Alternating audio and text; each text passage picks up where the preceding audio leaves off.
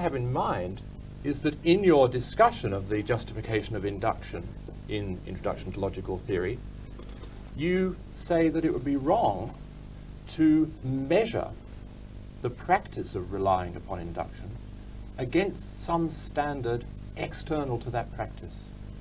In fact, you say reliance upon induction is reasonable because doing this is what being reasonable means in such a context. But wouldn't we expect a realist to ask for rather more than that? I don't see why we should.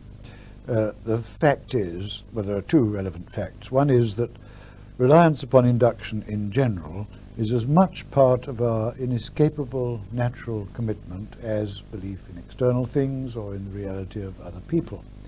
That's one point. So it's inescapable anyway. The other point is that most of our concepts of objective things contain as part of the concept the notion that those things have certain powers or characteristically behave in certain ways.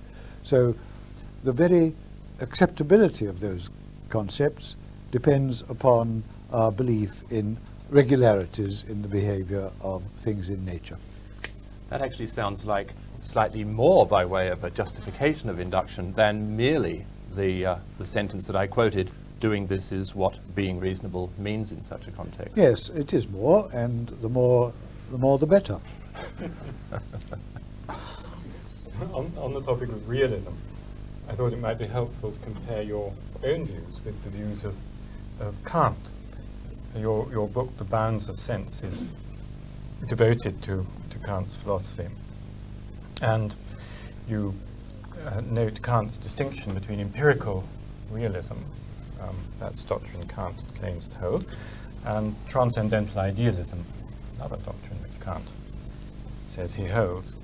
I wonder if you could say something, first of all, to distinguish these two doctrines, and then perhaps whether you could say if you yourself now espouse either of them.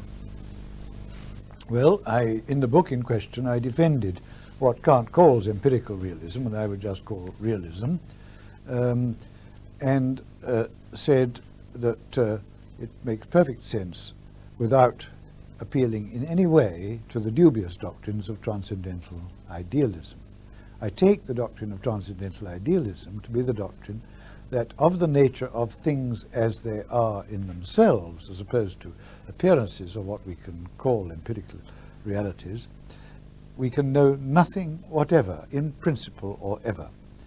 And I think my comment on that would be, if this were the case, then we could have no conceivable interest in the nature of things as they are in themselves, so we could dismiss the whole idea.